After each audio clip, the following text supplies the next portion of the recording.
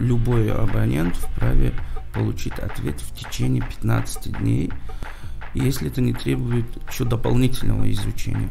Любое действие сотового оператора, связанное с тарифами, с калькуляцией, идет с разрешения государства. Конечно. Каждая позиция по каждому тарифу мы согласовываем и презентуем антимонопольной службе. Антимонопольная служба после уже принимает свое решение. Такая своеобразная фокус-группа. Да. Мы выявляем тех абонентов, которые не прошли перерегистрацию. И, естественно, мы просто отключаем их от связи. То есть мы не будем расторгать договор с абонентом. То есть мы с абонентом прощаться полностью не собираемся и не будем этого делать. А просто отключим связь на время. Когда уже человек прошел перерегистрацию, мы его просто подключаем дальше.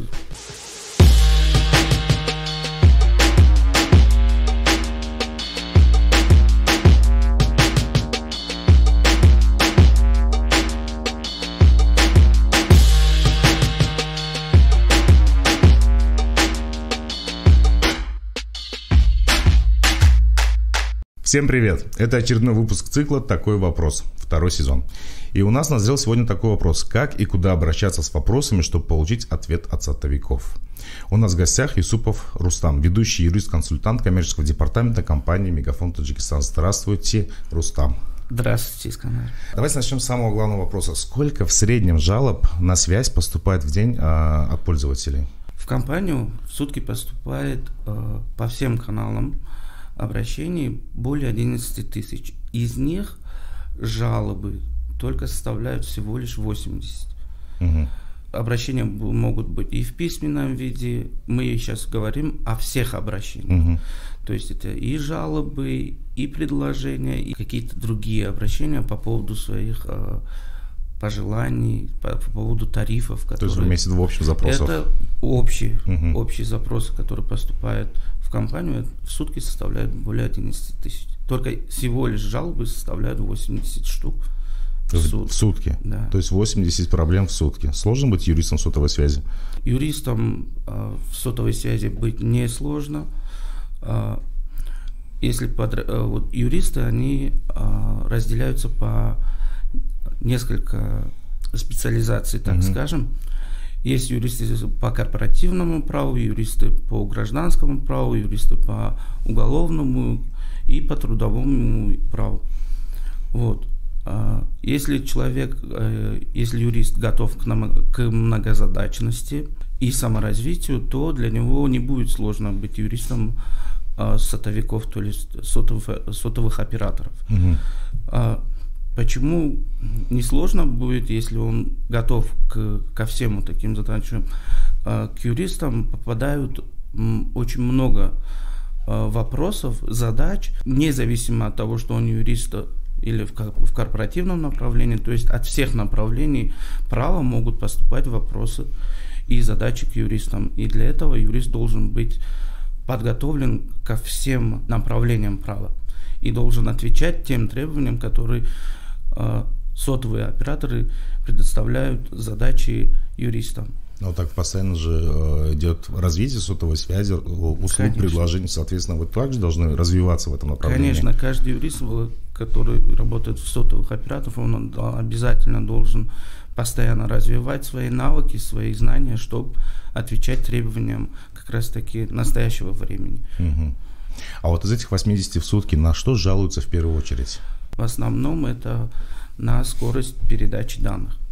Да, Facebook сейчас стал неким институтом недовольства. И постоянно сталкиваемся с гневными постами о плохой связи, отсутствии интернета, что вы и говорили. Как еще граждане могут донести свое недовольство до компании? Если говорить о обращениях абонентов в целом, есть закон об обращениях физических и юридических лиц, в соответствии с которым, как раз таки в статье 7, физические и юридические лица вправе лично и совместно с другими, с учетом своих уполномоченных представителей, могут обращаться в компанию в письменном виде, устном виде и в электронном виде. То есть в компании на сегодняшний день реализованы все каналы обращения граждан.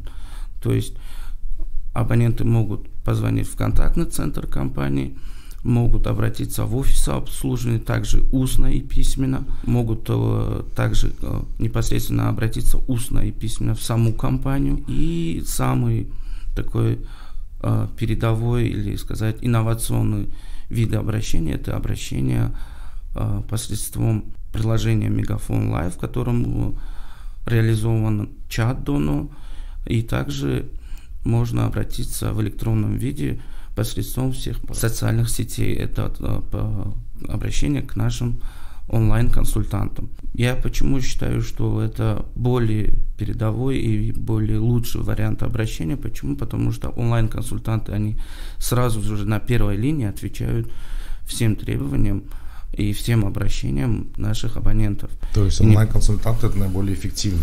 Все виды обращения являются эффективными. В компанию, в которую поступают, компания своевременно на все обращения наших абонентов отвечает.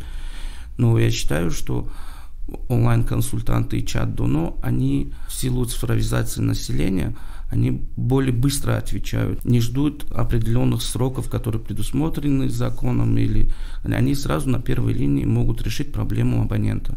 А вот эти чаты — это боты или реально живые люди? Есть и боты, и есть, можно обращаться, и как раз-таки это живые люди, это онлайн-консультанты, там боты — это, в общем, для того, чтобы там более простые варианты обращения, то есть просто поменять тариф, подключить какую-то услугу, это не обязательно обращаться к самому непосредственно консультанту. А если уже какие-то непосредственно проблемы, которые чат-бот не может решить, можно обращаться и к онлайн-консультантам. А все вопросы доходят до вас, или есть сроки, по прошествию которых можно повторно перезадать вопрос, либо потребовать ответа? Действительно, есть сроки. В законе, в статье 18 закона об обращениях физических и юридических лиц, любой абонент вправе получить ответ в течение 15 дней, если это не требует еще дополнительного изучения. Но несмотря на это, компания не всегда дожидается вот этих сроков. Компания идет навстречу абонентов и, естественно, старается, насколько возможно, быстро ответить абоненту.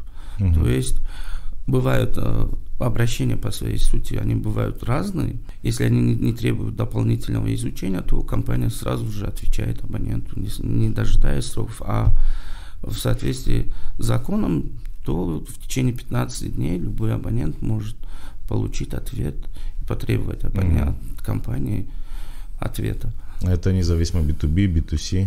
Это без разницы, независимо от того, что это B2B, B2C.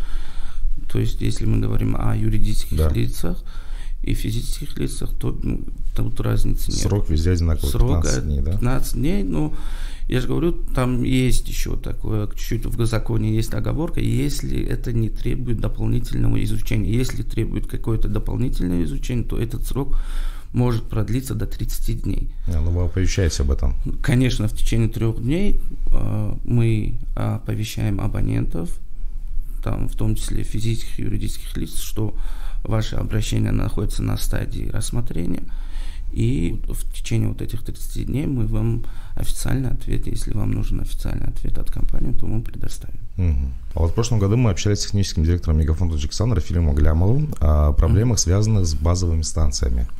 Ссылку мы оставим в описании. Но мы не касались юридического аспекта этой проблемы, то есть мы в основном ходили вокруг да около именно с технической точки зрения. Как регламентируется установка базовой станции? Существует ли закон, порядок установки? И вот с какими именно юридическими проблемами сталкиваетесь вы? Давайте рассмотрим наиболее частый такой случай. Базовые станции устанавливаются на крышах жилых домов. Действительно, законы есть. Существуют также санитарные нормы, эпидемиологические нормы, которые создают некие барьеры для установки базовых станций. Просто, если мы сейчас говорим о жилых домах, да, базовые станции, они в основном устанавливаются на крышах жилых домов. В соответствии с статьей 292 Гражданского кодекса и 110 Жилищного кодекса, крыша жилого дома является общей собственностью жильцов данного дома. То есть для установки этой базовой станции, во-первых, нам нужно согласие всех жильцов этого дома. Далее существует порядок получения разрешительных документов. Нужно получение заключения Государственной противопожарной службы, заключение санитарно-эпидемиологической службы и также Комитета по охране природы. То есть все вот эти госорганы, они должны дать некое заключение, то есть проводятся экспертизы в соответствии с нормами, которые установлены государством, и они дают заключение для установки базовых станций. То есть для установки одной базовой станции на крышах жилого дома, это, во-первых, нужно согласие жильцов данного дома, заключается договор, потом получается заключение от Государственной противопожарной службы, Государственной эпидемиологической службы, в простонародье, как мы говорим, СЭС, и Комитета по охране природы.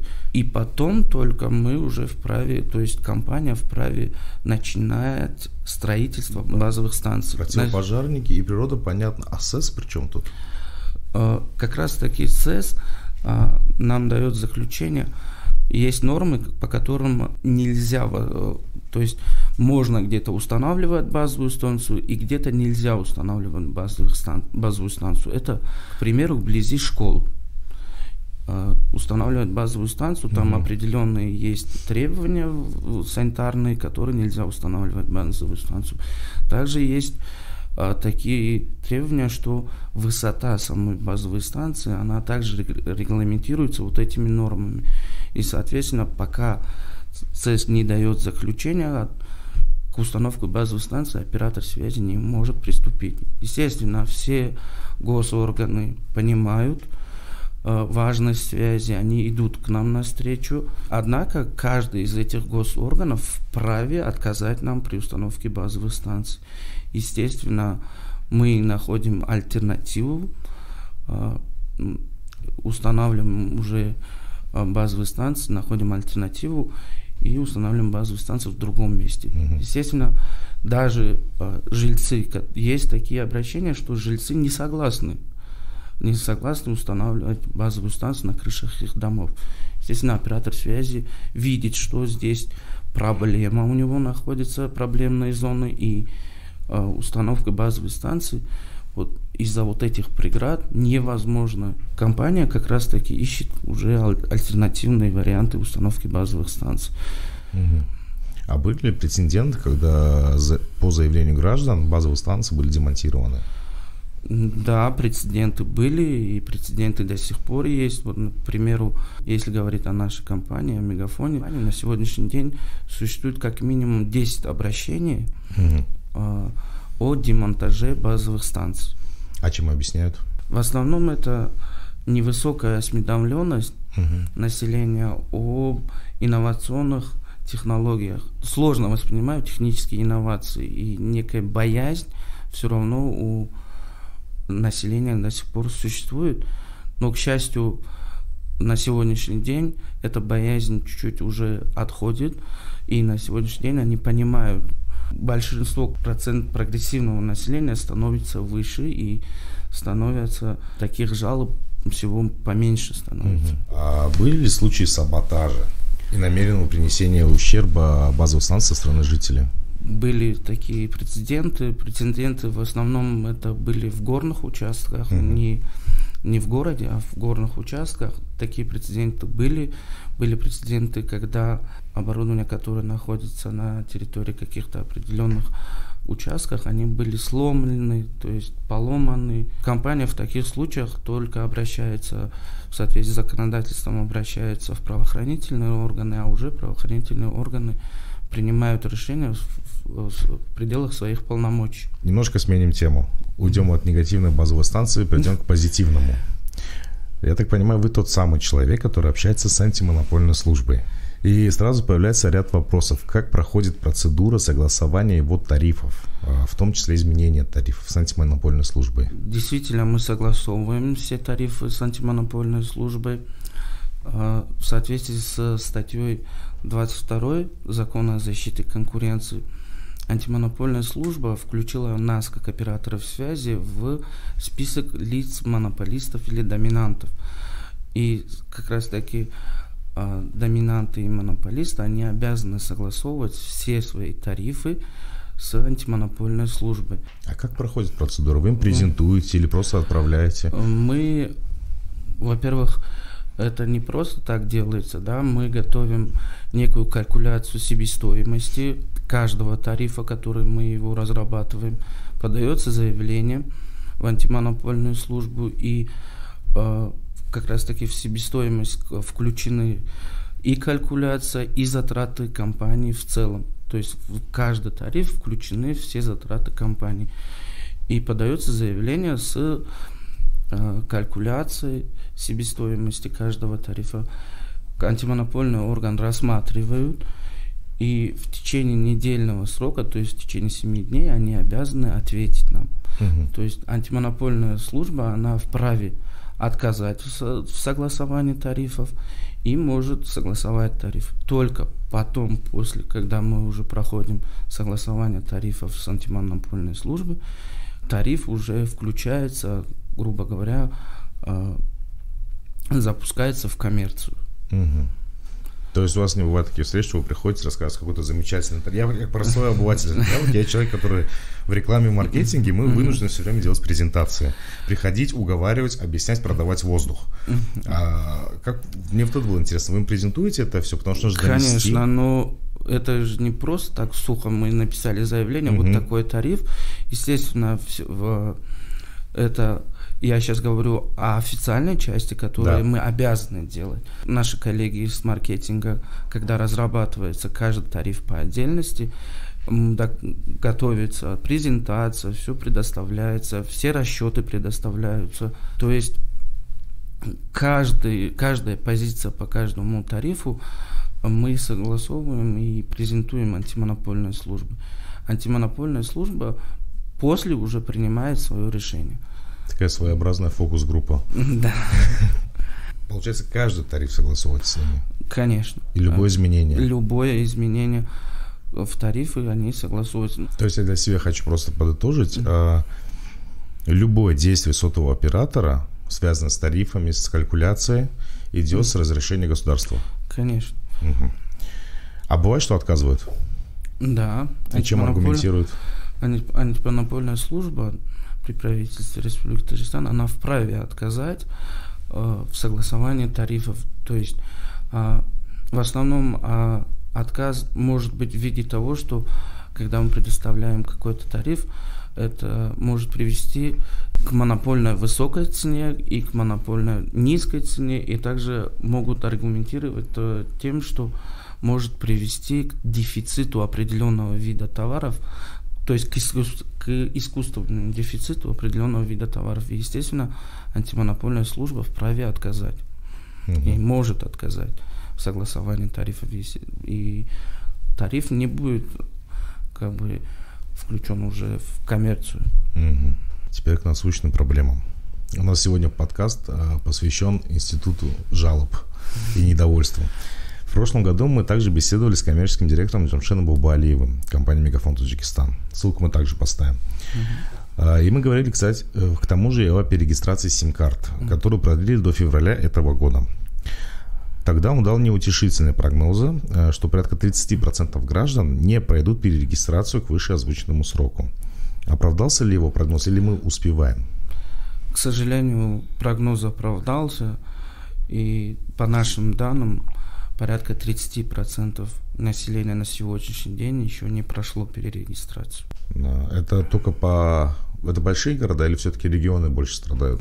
Если по нашим данным, то в основном это в регионах. Более так видно в регионах. В больших городах поменьше перерегистрированных абонентов, но в основном это регионы. Хотелось бы услышать внятный ответ, можно на пальцах, да, чтобы просто было понятно. Зачем нужно ограничение в виде 2 сим-карт? Я могу только так сказать, что в постановлении правительства от 30 апреля 2016 года номером 207-7 установлено ограничение по 2 сим-картам. То есть это означает, что Там прямо сказано от всех операторов связи. Это не означает, что можно получить 2 сим-карты у одного оператора, 2 сим-карты у другого. Нет. Это 2 сим-карты у всех операторов связи, и мы, как операторы связи, обязаны исполнять обязаны исполнять постановление правительства. Независимо, даже и абоненты также обязаны исполнять. Для чего? Это более такой вопрос, что установление ограничений по 2 сим-картам, это сделано в целях безопасности. И любой гражданин, он обязан исполнять требования закона. Но ведь по сути наличие множества сим-карт — это не прихоть. Это необходимо для некоторых. С помощью одной, например, они разговаривают, с помощью другой сидят в интернете. Могут ли сами сотовые операторы предоставлять оптимальные по цене тарифы услуги, что искореняют наличие нескольких сим-карт? Мы на сегодняшний день предоставляем тарифы, оптимальные тарифы, чтобы абоненты пользовались и голосом, и интернетом одновременно, чтобы у него не было такой надобности, чтобы с одном только разговаривал, в другом сидел в интернете. У нас есть линейка тарифов, включайся 2020, и тарифы начинаются с тебя, в которых наполнение и голосом есть, наполнение и интернетом. А также в данных тарифах существуют такие бесплатные опции в виде бесплатного трафика на социальные сети. Возвращаясь к теме перерегистрации сим-карт, паспорта нового образца есть не у всех. И наверняка не будут у всех, потом как большинство без прописки от того, что их дом не сдан, либо уже люди, как мы с вами говорили до подкаста, в возрасте, которые не хотят менять свой паспорт, у них нет на это времени. Что с ними будет дальше? Отключать? Согласно постановлению, мы обязаны будем отключить сим-карты, которые не прошли перерегистрацию. Но здесь нужно сказать то, что мы не будем расторгать договор. То есть мы договор с абонентами не расторгнем. На определенный момент мы отключим сим-карту, и, следовательно, если абонент прошел перерегистрацию, он приходит в офис, обращается, ему далее включаются услуги связи. Как эта процедура будет? Поподробнее можно? Процедура? Да. Выявляются, у нас проводится некий мониторинг внутри компании, мы выявляем тех абонентов, которые не прошли перерегистрацию, и, естественно, мы просто отключаем их от связи. То есть мы не будем расторгать договор с абонентом. То есть мы с абонентом прощаться полностью не собираемся и не будем этого делать. А просто отключим связь на время. Когда уже человек прошел перерегистрацию, он приходит, обращается в офис обслуживания компании, и мы его просто подключаем дальше. А на какой срок это время? На сегодняшний день сроки таких не установлены, поэтому пока он не пройдет перерегистрацию, то есть не получит паспорт образца 2014 года, не придет в офис, этот абонент будет считаться неактивным, мы его просто отключим, и все. Номер останется за ним? Номер на этот период он будет находиться за ним. Я хотел уточнить, на какой период? 3 месяца, полгода? Сколько можно держать номер? Согласно договору, который заключен, если говорить о правовом аспекте данного, в договоре есть пункт, который заключен с абонентом. Есть пункт, если абонент в течение 3 месяцев не пользуется услугами связи, то это считается односторонний отказ, будет считаться как односторонний отказ от услуги связи, и, естественно, номер уже будет временно находиться в заморозке. После, если абонент не обращается, даже несмотря на то, что прошло 3 месяца, мы его отключили, его номер находится в некой заморозке. Если даже в этот момент абонент не обращается в компанию в целях восстановления его номера, то номер уже перепродается другому абоненту. То есть неважно, какие проблемы у человека, если у него нет нового паспорта, в связи с тем, что он не хочет менять старый паспорт, либо нет возможности, либо у него нет прописки из-за нового жилья, вы вынуждены будете его отключить? Мы как бы будем вынуждены его отключить. На сегодняшний день есть постановление, которое нас обязывает отключать абонентов. Но мы сейчас будем разрабатывать, смотреть тоже на своем уровне, чтобы не нести некий негатив со стороны абонентов. И вот эти номера будут, скорее всего, сохранены в определенное время, будут сохранены до замены паспорта. Если абонент уже не заменил свой паспорт, значит, он действительно не хочет пользоваться. А как будет? Пользователь должен будет уведомить компанию о том, что у него существуют некие проблемы, вышеперечисленные? В каком форме? Он должен написать заявление? Как будет проходить коммуникация? Любые формы обращения в компанию, они принимаются, они рассматриваются, и без разницы. Если абонент обратился в офис обслуживания с заявлением о том, что у него на сегодняшний день вот такая проблема, он не сможет своевременно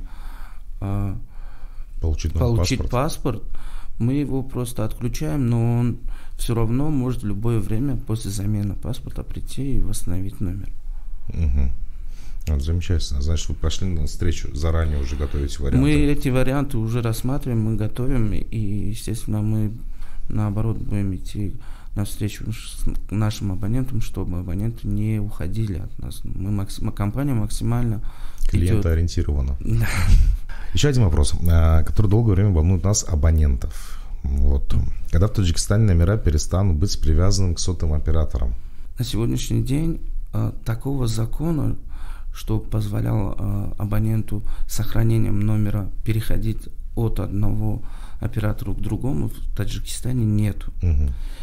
В соответствии с постановлением правительства, держателем ресурса нумерации в Республике Таджикистан является служба связи.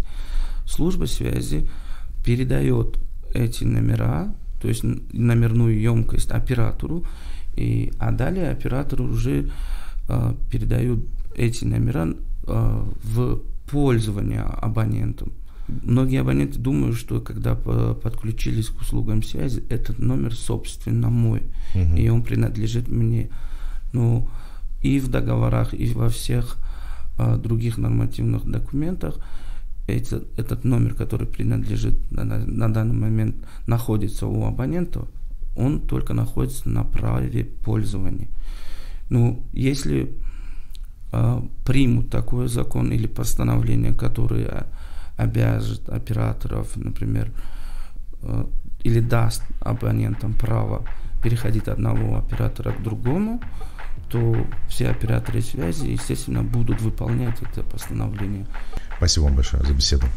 Спасибо.